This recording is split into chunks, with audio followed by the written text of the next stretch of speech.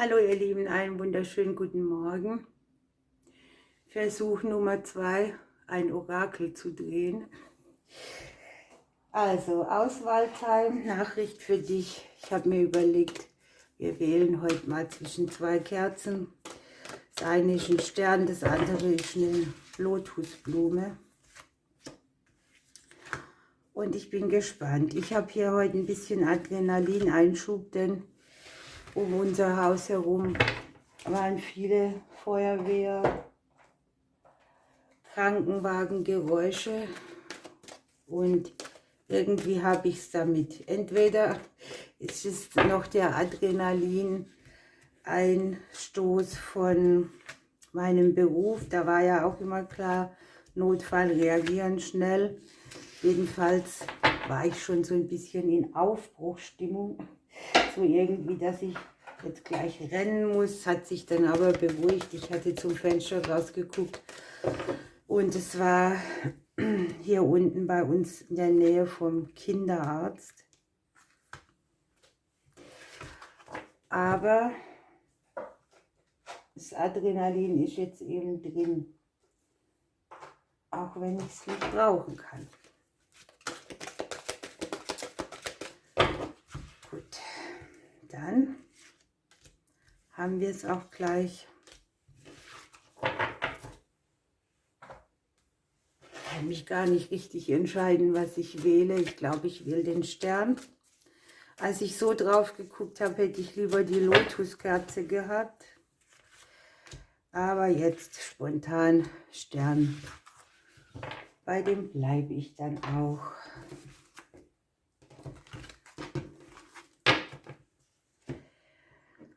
Gut, ihr Lieben, was haben wir hier? Die innere Kraft. Ja, hier wird gesagt, dass man sich durch großen Mut, durch große Freundlichkeit auszeichnet, dass einem vielleicht selbst manchmal nicht ganz bewusst ist, wie stark und machtvoll man eigentlich ist. Aber die da oben haben so das Gefühl, es gibt kein Problem, das wir nicht meistern können. Und wir sollen das Mitgefühl, das wir so freimütig und selbstverständlich für andere haben, uns auch selbst zukommen zu lassen.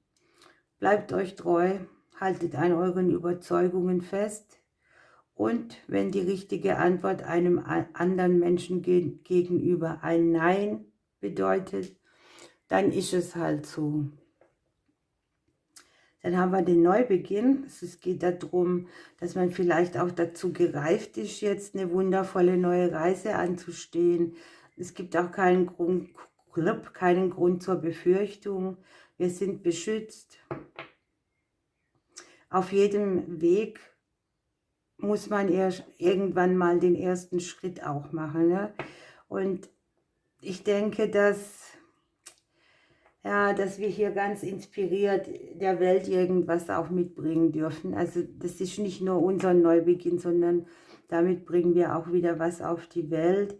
Und es präsentieren sich hier wunderbare neue Möglichkeiten, die man selber wieder in Geschenke für andere umformen kann.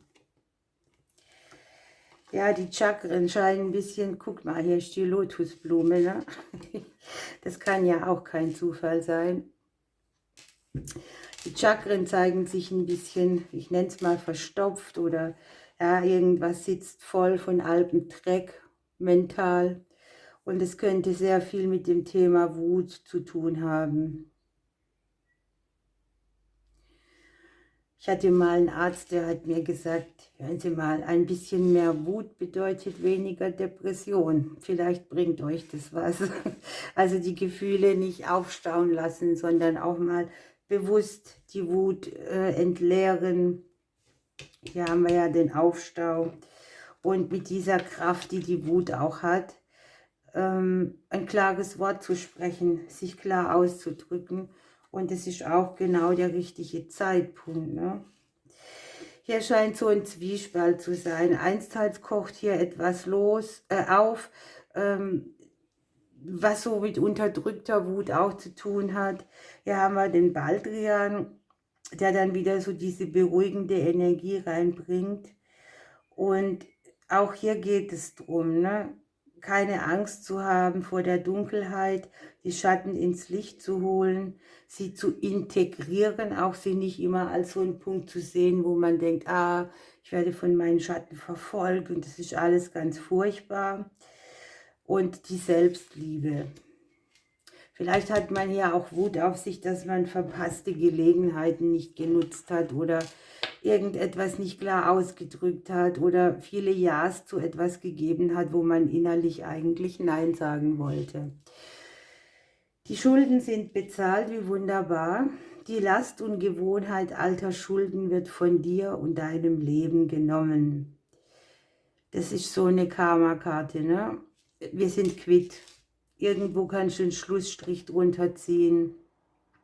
Vielleicht hast du hier auch die Möglichkeit, so ungute Muster fallen zu lassen, also Laster oder Gewohnheiten, die man so hat, ja, die man jetzt nicht mehr so nähren braucht oder denen man nicht mehr so frönt. Also hier geht auf jeden Fall das Gefühl heraus mit, wir sind quitt mit irgendetwas, ne?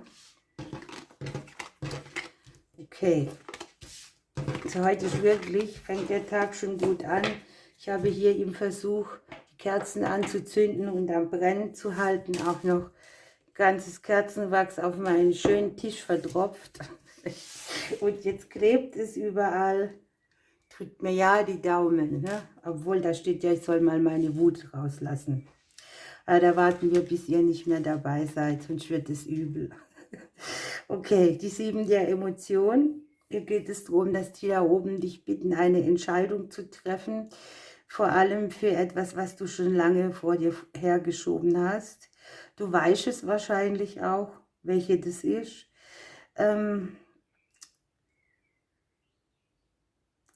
Du weißt vielleicht nur noch nicht, welchen Weg du gehen sollst. Und daraus entsteht die Verzögerung. Dass die Entscheidung anfällt, ist dir klar, aber hier wirst du jetzt ein bisschen in Bewegung gedrängt. Und du darfst ja auch um Führung bitten, wenn dir der Weg selber nicht einfällt. Die 3 der Emotion, da kommen Gleichgesinnte, neue Freunde, aufregende Neuanfänge stehen bevor, oder aber man kann auch ganz glücklich etwas beenden. Und von dieser Option aus muss man dann natürlich auch wieder weitergehen.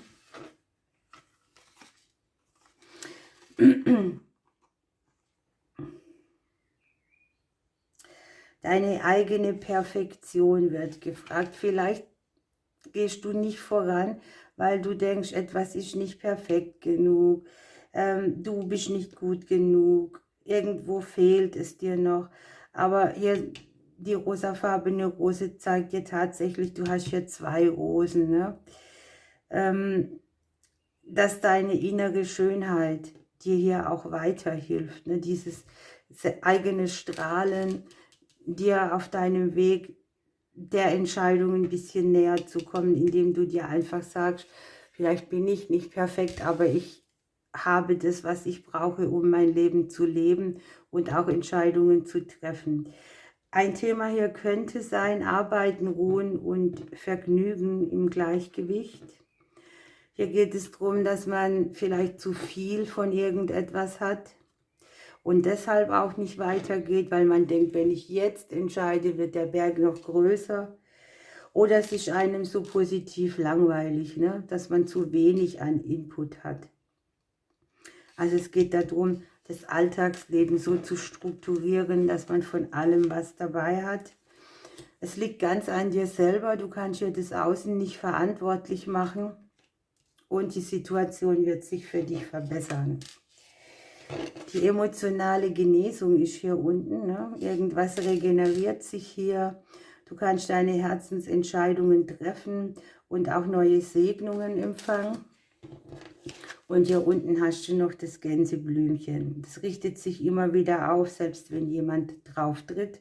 Und heißt natürlich auch, wenn eine Herausforderung vor dir liegt, dein Kopf hoch, du schaffst alles, was du willst. Ihr Lieben, ich wünsche euch einen wunderbaren Tag. Ich drücke euch. Bis morgen.